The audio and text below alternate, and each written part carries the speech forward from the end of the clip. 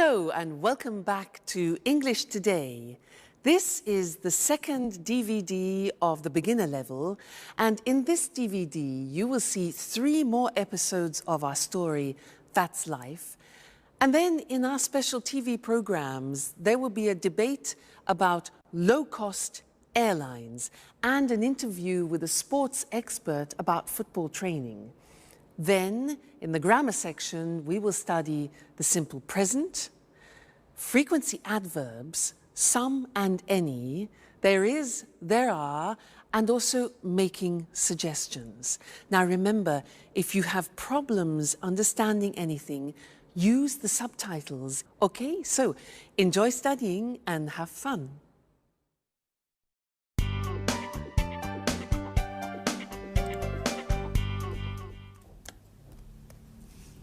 Hello, Anne. Oh, it's you, Peter. Look, this is it.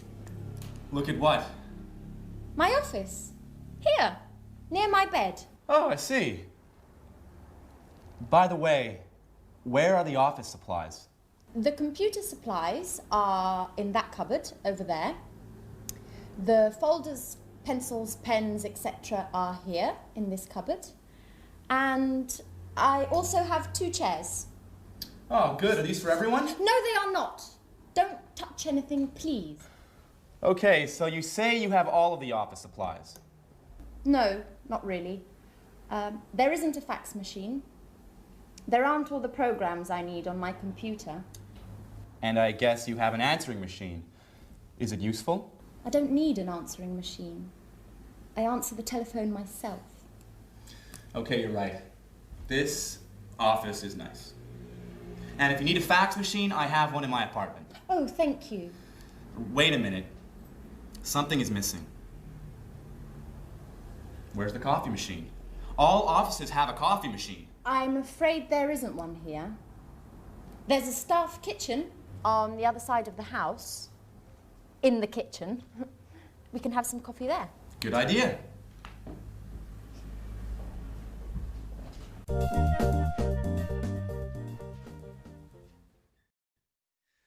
Hello and welcome back to English Today. How are you?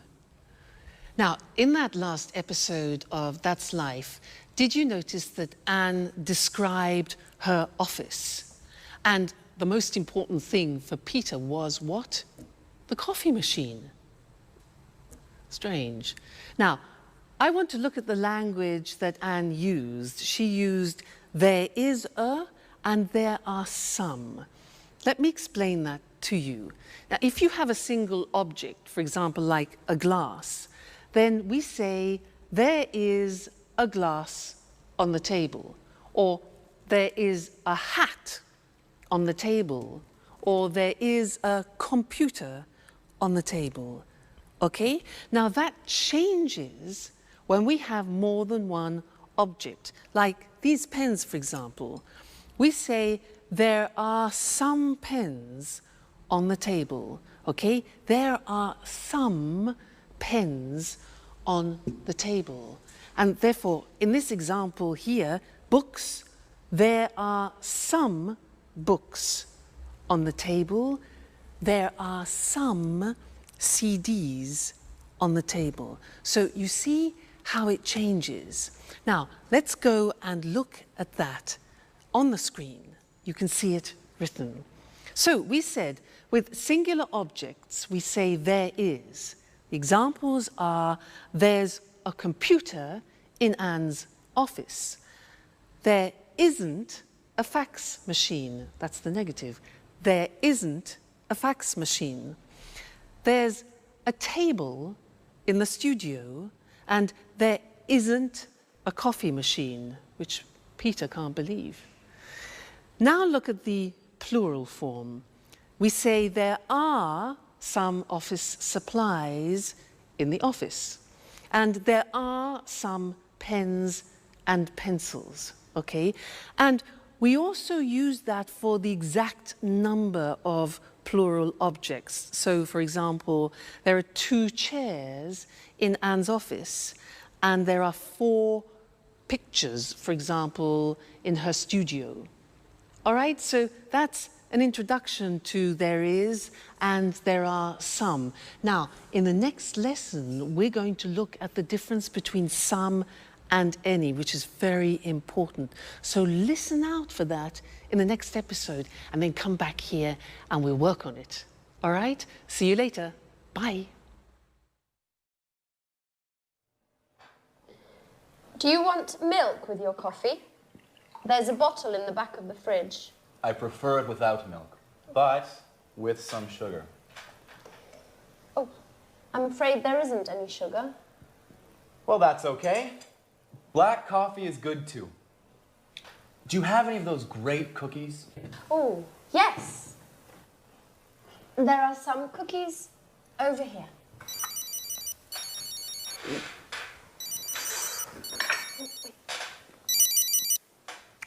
Peter speaking. What? An audition? No, not at all. I'm free. Great. Bye. Well, finally, an audition. Wonderful. When? Next Monday at the Opera Theater. These cookies are fantastic. Are there any more? There are some more in the box. Thank you. Bye, Anne. Time for music. Hey! Take your dirty napkin away from my kitchen.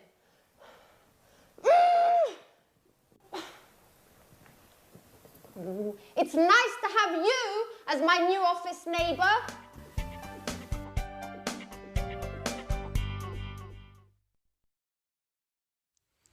Hi again. Anne's a bit difficult, isn't she? Yeah. Now, this is a lesson about some and any. Remember, Peter said, "Can I have some coffee and some biscuits?" Well, I want to talk to you about that right now. Now, in order to understand some and any, we have to understand the difference between countable objects and uncountable objects. So, these things here are ingredients to make a wonderful English lemon cake. Let's divide them into countable objects and uncountable objects. Let's start with these. Now, these are lemons. Countable means you can count them. Uncountable means you can't count them. Can you count these? Yeah, 1, 2. So these are countable, so there are some lemons. Now, what about these? These are nuts. Can you count these? Yeah, 1, 2, 3, etc. So they are also countable. So we say there are some nuts on the table. Now, what about this? This is marmalade. Now, can you count marmalade?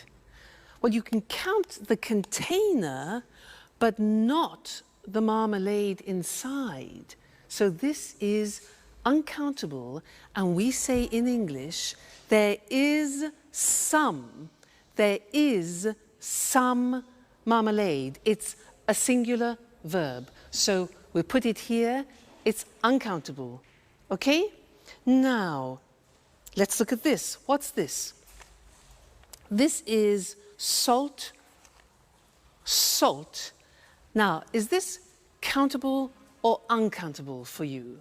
Countable or uncountable? Well, it is very difficult to count all the little bits of salt, so this is uncountable. We put it here, all right? Now, next thing, these two, eggs. Countable, uncountable, 1, 2, countable. There are some eggs. This here is spices. Spices. Now, these you can count. So we say there are some spices. What about this? Milk. You can count the bottle, but can you count the liquid? No. So all liquids are uncountable, and we say there is some milk.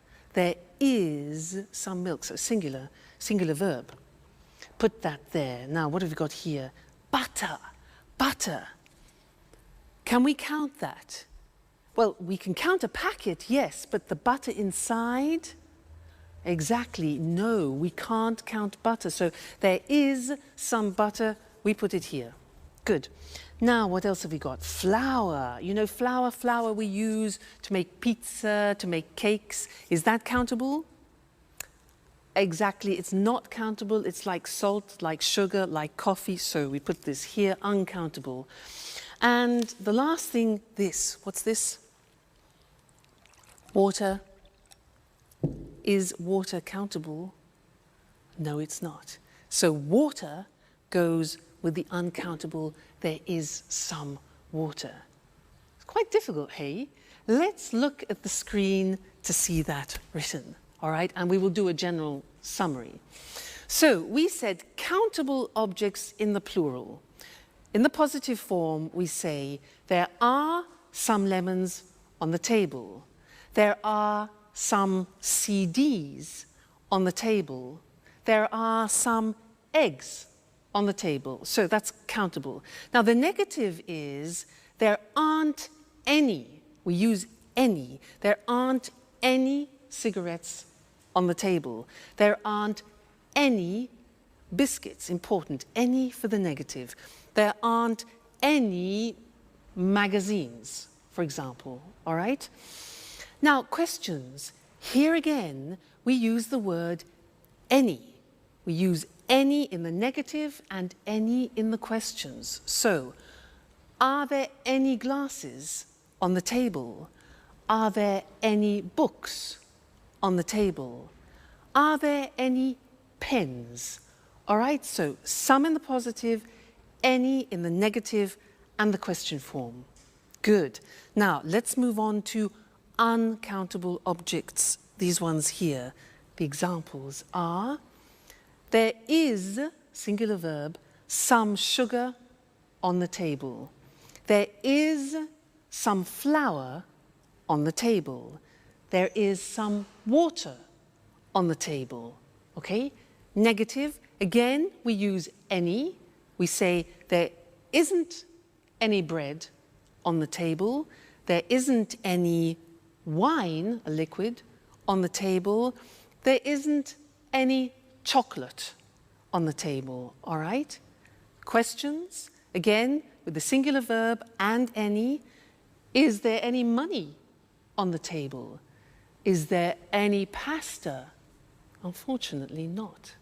And is there any beer? Okay? Now, I want to add one more thing to this lesson, and it's the words this, that, these, those. Let me explain. With one object, you say this CD when it's close to you, this CD.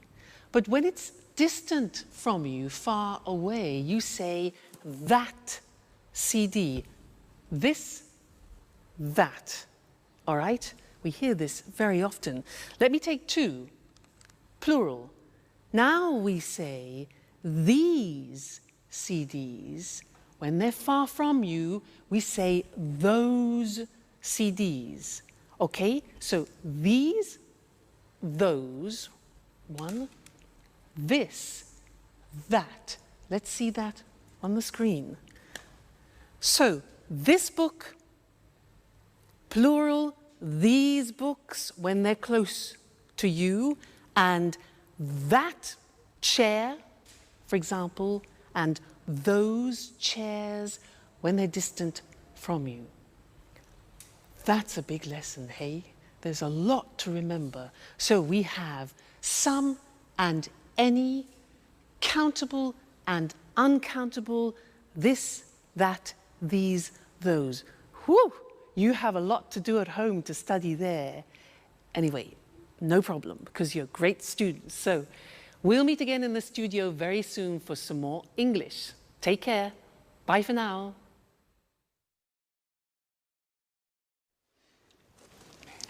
Yes, I always go shopping on Saturdays. The first thing I do on Saturday is drive to the supermarket. I sometimes go shopping on Saturdays, but usually I sleep late. I'm always so tired on Saturdays. I'm never tired on the weekend. The weekend is a time for fun. I paint, go jogging, go out with some friends. Unfortunately, I sometimes have to study. Oh, I sometimes do a little work at the weekend. When I'm free, I like going swimming, going to exhibitions, or to concerts, if I have enough money. Oh, and every Sunday, I clean up the entire flat.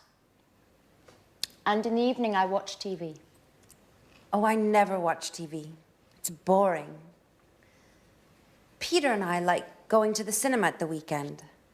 Yes, it's important not to watch too much TV. An hour a day or so, that's enough. Come on, guys. You talk like my grandfather. Work, TV, housework on the weekends. Life is more. I want you to take me to places where young people have fun. Great. Get ready, Grandpa.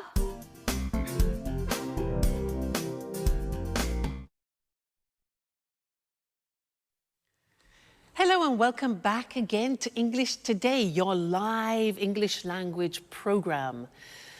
Now, did you notice how Anne said that she loves going to concerts and exhibitions, but she doesn't have enough money?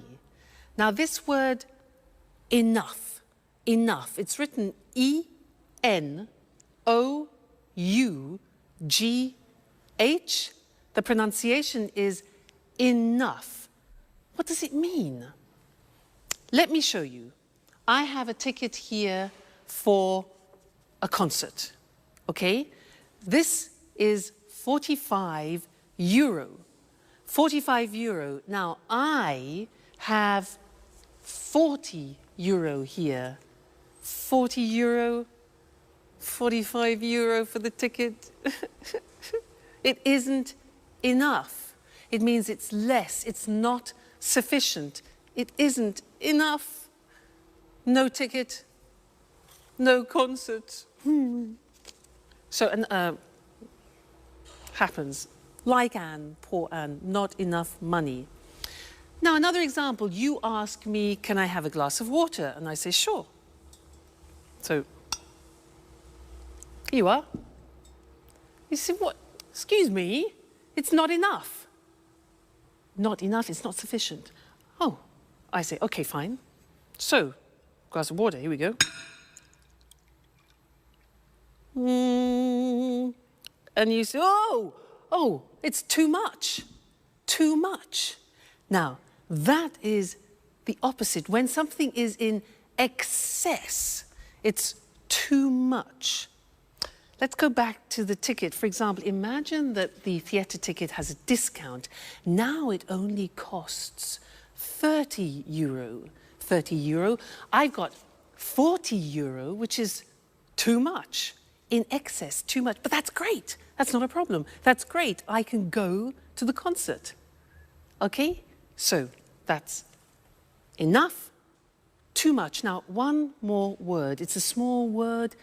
And it's so. When do we use so? If I say to you, you are so intelligent, that describes an emphasis. You are so intelligent. You could also say, the glass is so full, okay? So is to express an emphasis of something. So, we've studied enough, too much, and so. Let's look at those on the screen now to help you, okay? Enough, pronunciation, enough, when something isn't sufficient. There isn't enough water in the glass. There isn't enough money. Then we can also use it with an adjective. The glass isn't full enough. After an adjective, it isn't full enough. let's move on to 2 when we talk about something in excess. So, there's too much water in the glass. There's too much money. Great. There are too many coins. Now, many is because we use it with countable things. There are too many coins. We can use it with an adjective. For example, the ticket is too expensive. The glass is too full. All right? Then the last thing was so. When you want to emphasize something, the ticket is so expensive. The glass is so full, or you are so intelligent. Fantastic. So that's the end of this lesson. Remember, enough, too much or too many, and so. That's it for now, and I'm going to see you again extremely soon. Take care. Bye.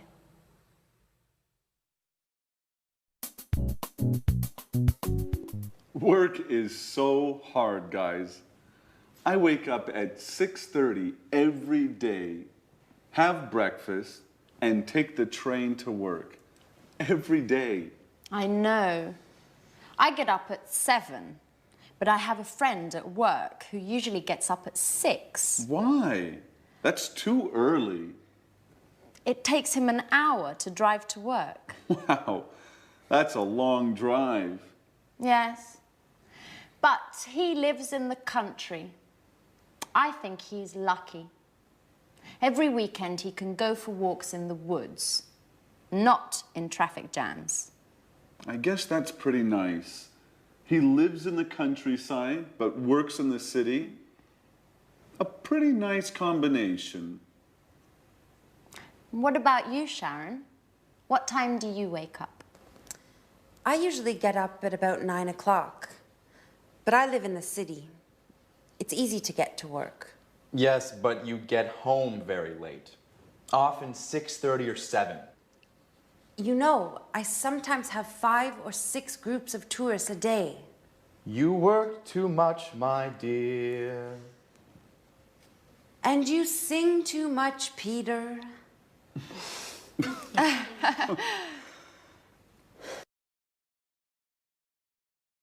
Hello again, and how are you?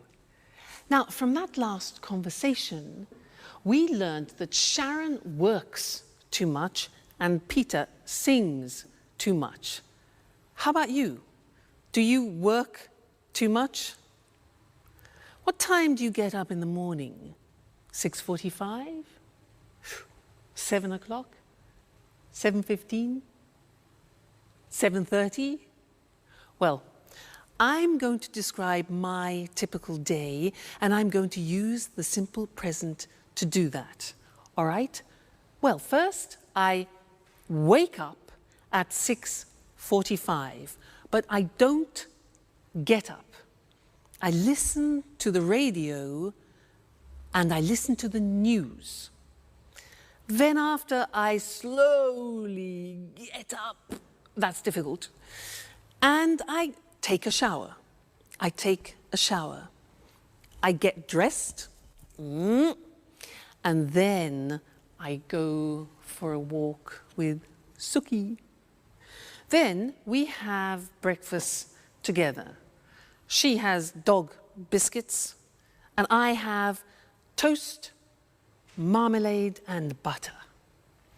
Then I go to work on my scooter. Now, my boyfriend has a different day because he goes to work at 8 o'clock at night. Remember, he's a jazz musician. Now, did you notice I said he goes to work? That's because with the third person we add an S, goes. He goes to work at 8 o'clock and he comes home at 3 o'clock in the morning because he plays jazz concerts. Then he goes to bed and he gets up at lunchtime at 1 o'clock. So we meet at dinner, which is you know, we don't have much time together. But that's life. Now that was the simple present tense, and now we're going to see that on the screen. Very, very important, this grammatical form. So, I work, you work, he, she, it works, she works, it works, we work, you work, they work. Now, very often you forget to put the S on the third person, so I have another teaching assistant who will help you to remember, Mr. Snakes. He is here to help you remember to put the S on the third person. So listen, I work at home, you work every day, he works at night, she works in an office, it works all week, we work together, you work full-time, they work at weekends. So remember, it's not difficult, the simple present in English. I work, you work, he works, she works, it works. Don't forget, Mr. Snake, don't forget the S, the third person. All right? Good. Now, listen to the next episode and try and pick out words like often, sometimes, occasionally, because we're going to study those next. All right? Go and have some fun. Bye. Alice, I bet you don't wake up at 6 o'clock every day. Tell us something about your typical day at university. Well, I sometimes have classes in the morning, but I usually have classes in the afternoon. On Mondays, I always attend lectures in the morning. And where do you study? I usually study in the library, but I sometimes study at home too, when I don't have classes in the morning. My friend David also studies at your university. Do you remember him? David Leary? Yes, I occasionally see him in the library and sometimes in the park. In the park? Doing what? He likes studying there. He takes his books, finds a nice park bench and reads there. Not a bad idea. You can study and enjoy nature at the same time. Yes, I like the park too. Unfortunately, I often need books that are in the library. And what about lunch? Do you usually make sandwiches and take them with you? Oh no, I hate cooking. I usually have lunch in the cafeteria with friends. Oh, I do just the opposite. I usually cook lunch at home. I seldom have a quick lunch at coffee shops. Okay, guys, stop with this boring talk. What about fun? Do any of you do anything besides working and studying? It's Friday, remember? You're right, Jack. I'm so happy it's Friday. Me too.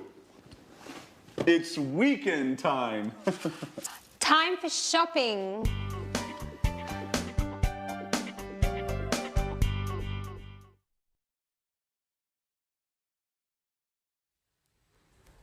Jack really knows how to provoke Anne, doesn't he? Did you notice those words? Sometimes, always, occasionally? Because we're going to study those now. And in English, they're called the frequency adverbs. And we usually use them with the simple present tense.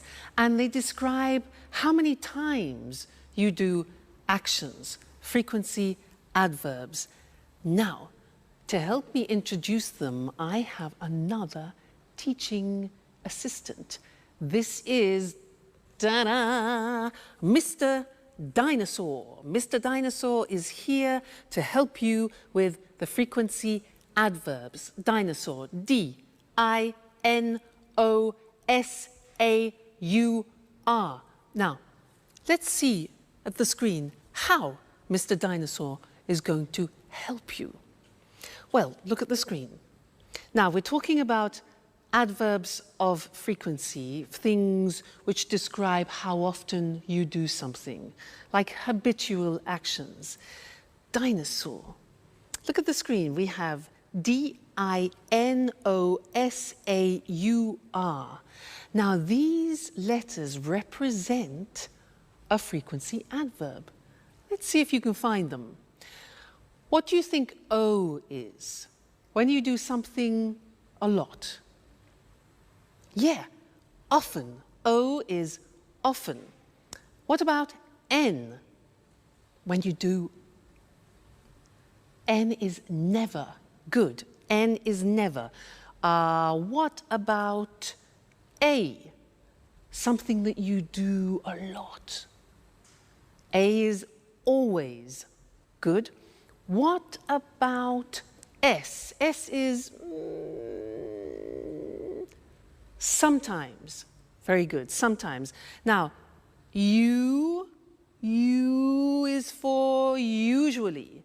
Usually, it's a habit. What about R?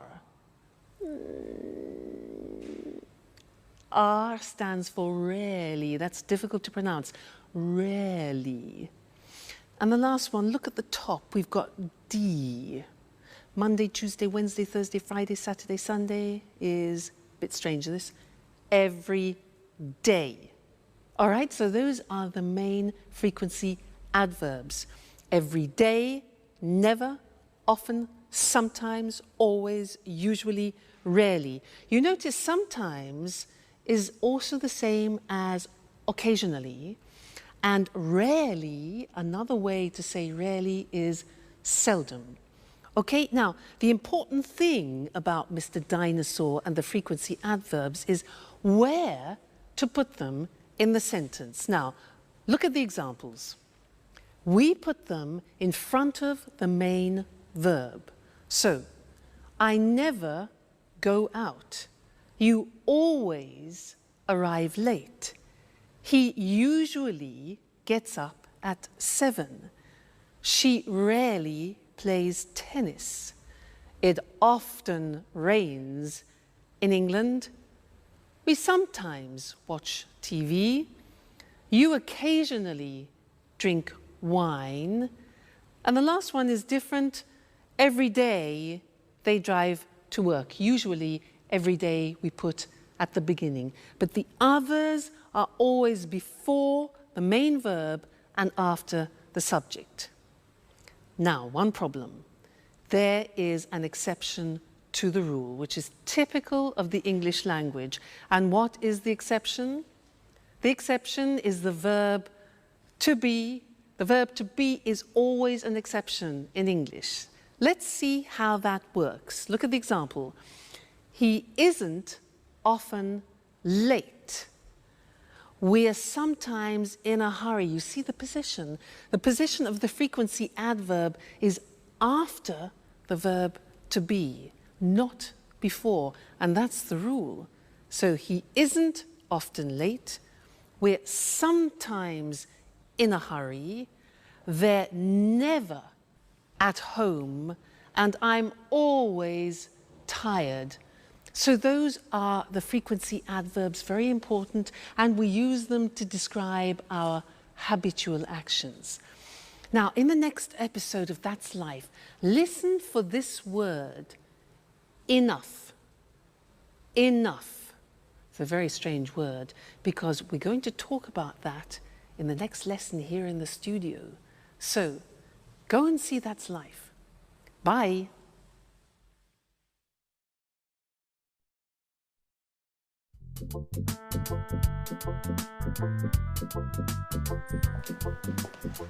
May I ask you a question, Alice? Sure, ask any question you like. I'm an open book. Do you have a boyfriend? Well, I go out with some boys, but that's nothing serious. According to my birth chart, I need some Taurians. But that's not easy now that Saturn is in Leo. I see. Anyway, I think you have a strange relationship with boys. Oh, no. I like boys very much. They're great at carrying packages. You're exceptional. Thanks, Jack. But now, stop talking about me.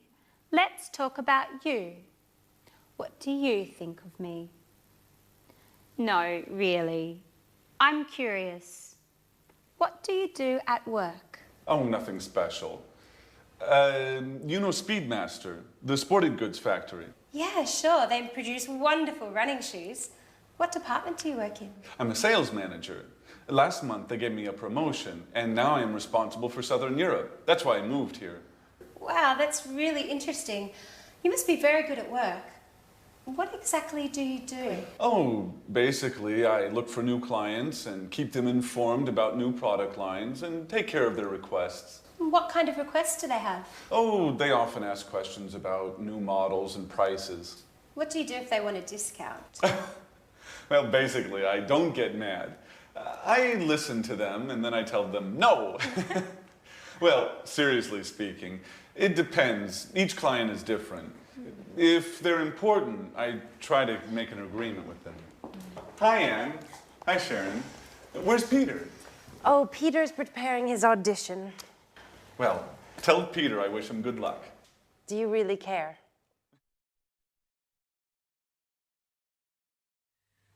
Hello and welcome back to English Today for some more live English. Now, Jack, does he really care for Sharon? I think he does. Let's ask Mr. Monkey. Mr. Monkey, does Jack really care for Sharon? Mr. Monkey. Yes, he agrees, he cares. Now, in that episode, there were a lot of questions, and I want to practice that with you now. And to do that, we are going to have a quiz. I am going to change profession. I am no longer an English teacher. I have a different job. I will ask 10 questions. I will give the answers, and you must guess my new job. Now, if you guess it correctly, I will play a flight for you to go to London for a romantic weekend. How about that? Flight to London? So 10 questions. Listen carefully. Number 1. Do I work in an office? No, I don't. Number 2. Do I work outside? Well, yes, actually, I do sometimes work outside. Next, do I have special qualifications? Oh, yes, I have special qualifications for my job. Okay, next one. Do I work at weekends? Yes, I do, actually. Most weekends I work. So, I don't work in an office. I work outside sometimes. I have special qualifications, and I work at weekends. Okay, next one. Do you travel a lot? Oh, yes, I travel everywhere. I travel to America, to the Far East, around Europe, a lot. Do you earn a lot of money? Oh, yes, I earn a lot of money.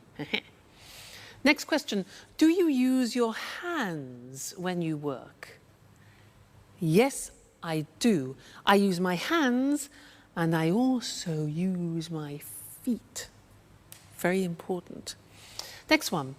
Do you work with other people? Yes, that's very important. I work with other people. All right, next one. Do you use music in your job? Music? Yes, now music is very important for me, music.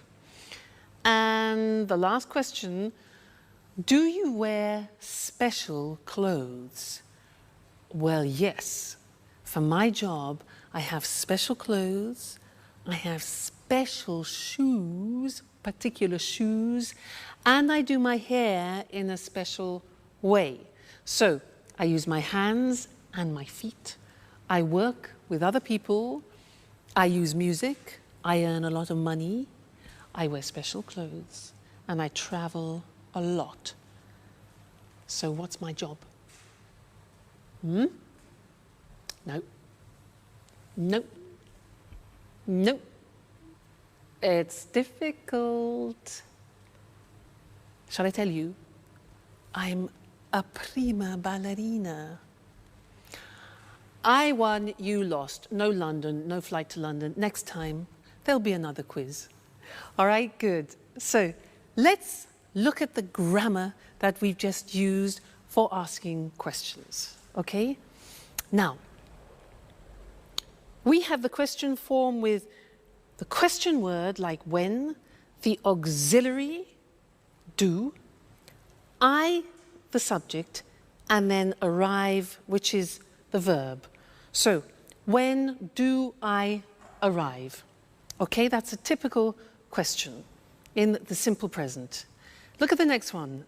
What do you do at work? What do you do? Next one now, this is important and we need Mr. Snake because it's who does he work with? Remember, does, third person, the S, do becomes does. So who does he work with? Next one, why does she study? Third person. How much does it cost? Again, third person, it. When do we leave? Where do we live? And how do they speak English? Okay, so remember, third person does is the auxiliary plus the infinitive. All right, so those are the English question forms. Now, in the next episode, listen out for the negative form, and then we'll study that together. Okay, so have fun studying, and I'll see you again very soon. Bye.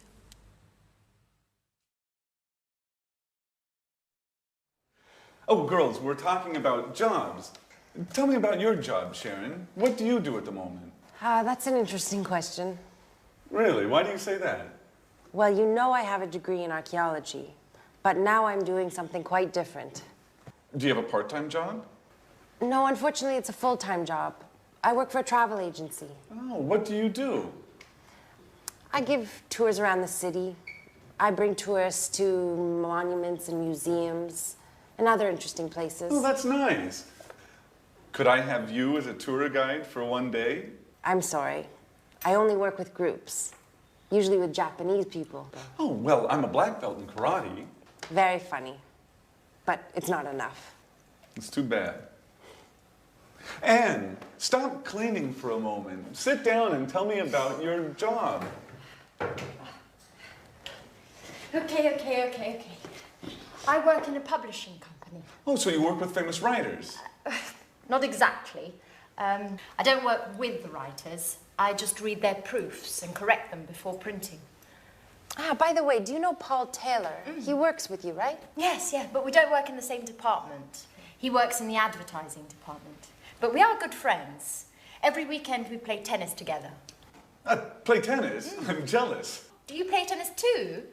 Do you want to play with us? Well, just joking. I don't play tennis that well. Only karate.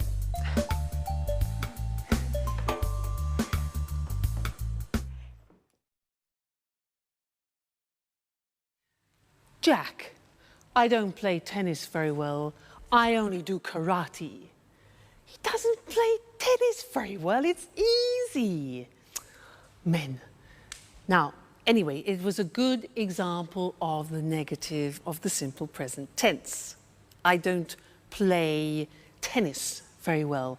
Now, I'm going to tell you my typical day again, but in the negative, and listen to the grammatical form, okay? I don't wake up at 6:45. I don't get up after. I don't listen to the radio. Now, don't is do not abbreviated, okay? I don't take a shower. I don't have breakfast with Suki, and I don't have dog biscuits. Now think of my boyfriend. Let's go into the third person. My boyfriend doesn't go to work at 8 o'clock at night. He doesn't play the saxophone. He plays the double bass. Now, doesn't is does not contracted. Doesn't, okay? Plus the infinitive. So he doesn't play, let's say, at 1 o'clock in the morning. He doesn't come home at 7 o'clock in the evening. So you see, these are examples of the negative form. And now we need to go and look at the screen because we need to see how that works in comparison to the positive form. All right? Great. Now, look at the examples. I don't teach on Sundays. Do not becomes don't. I don't teach on Sundays. You don't know my parents. Jack doesn't, does not. Jack doesn't play tennis well. Alice doesn't have a boyfriend. The house doesn't belong to Anne. Third person, doesn't. We don't work part-time. You don't know Anne's aunt. And Alice and Sharon don't live together. All right, so now we have studied the positive form, the question form, and the negative form of the present tense. So a whole world opens up for you, okay? Well, you just keep studying and we'll meet again here for another live show very soon. All right, take care. Bye.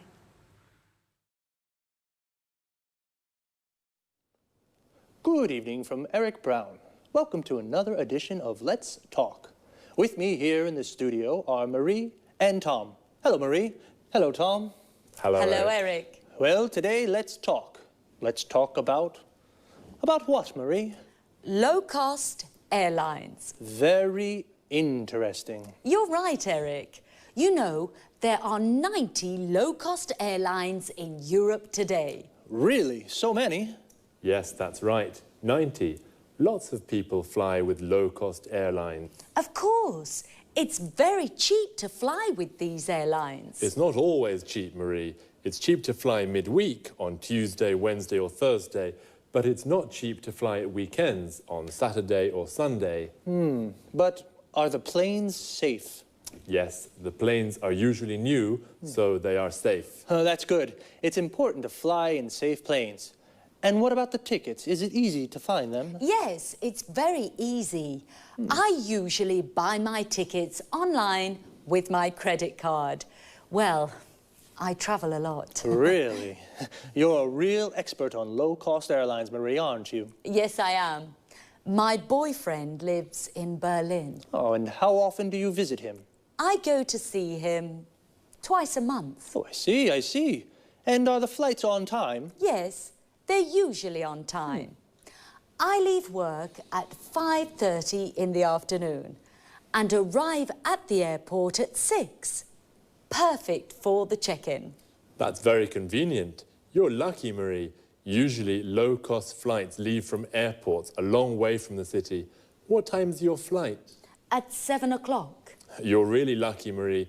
Usually, low-cost flights leave late at night or early in the morning when it's not convenient. Yes, that's true. And yes, I am very lucky. Is there any food on the plane? Yes. Passengers buy drinks and snacks. Remember, the drinks and snacks aren't free.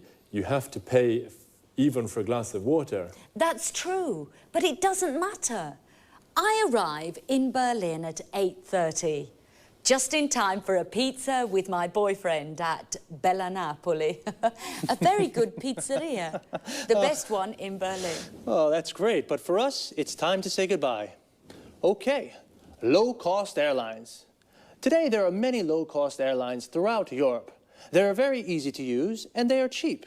And the planes are safe, and they are usually on time. Very interesting, very, very interesting. Thank you, Marie. Thank you. And thank you, Tom. Thank you. And goodbye. And see you again soon on another edition of Let's Talk. Well, low-cost airlines really make traveling easy. For many people, flying is very simple, like taking a bus. Now let's take a look at some very useful vocabulary and expressions you just heard.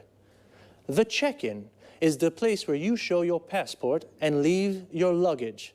In English, it is also a verb. We say, I check in at 7, or where's the check-in for Berlin? When we talk about cheap prices, we mean it doesn't cost very much, and expensive means it costs a lot. My ticket to Berlin is 600 euros. It's expensive. Your ticket is 100 euros. It's cheap. Her ticket is 30 euros. That's very cheap. To say what airline we use, we say fly with, followed by the name of the airline. I fly with Air Liverpool, or the type of airline.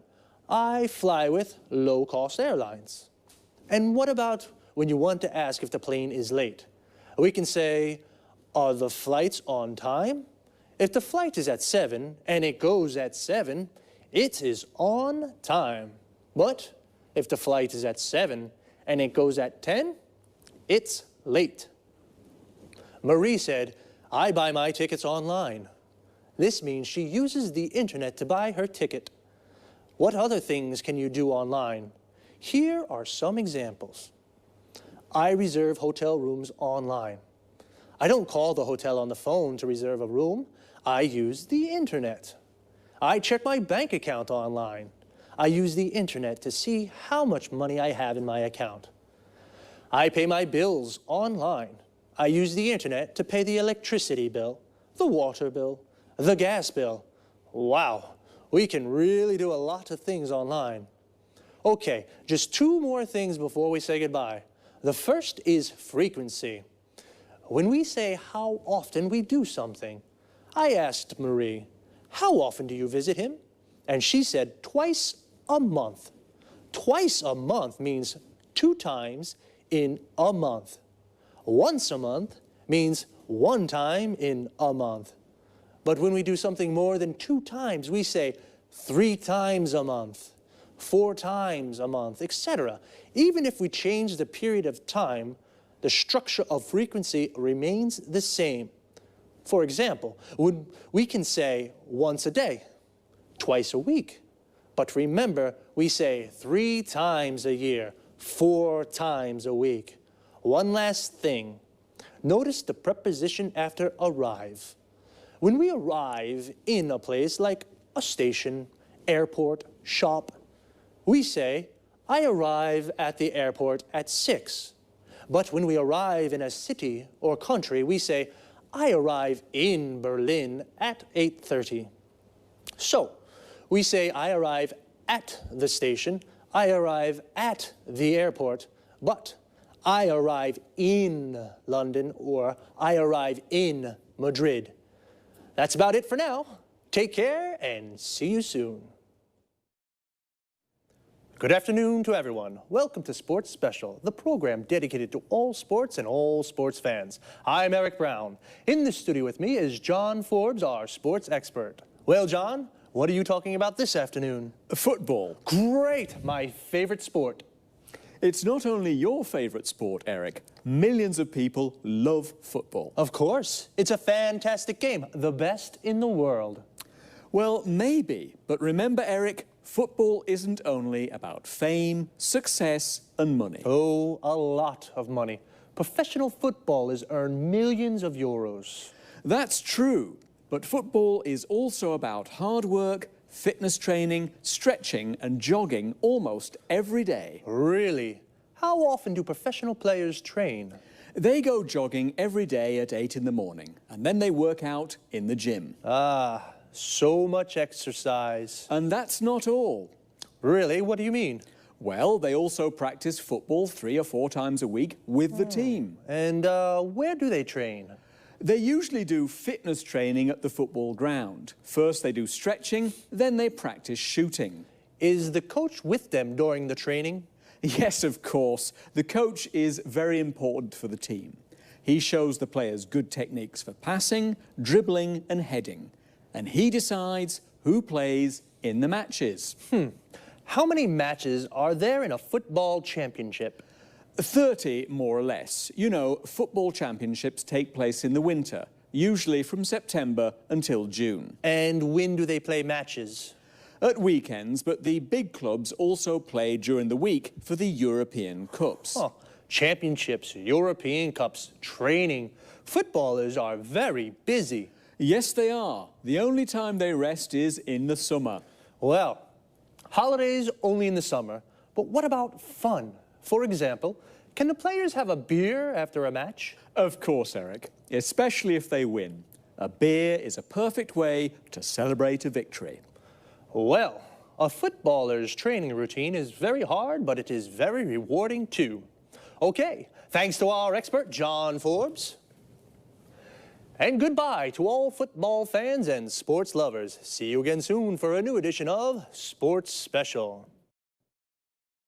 First of all, football and soccer are the same thing. Football is the British word, and soccer is the American form, but they are exactly the same thing.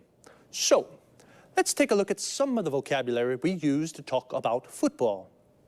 Do you like football? If you do, then you are a football fan. Like me. Do you support a team? I support Inter. We say that we support a team when we are a fan of that team. So, what is a team? It's the group of players that play together. For example, Manchester United is a football team.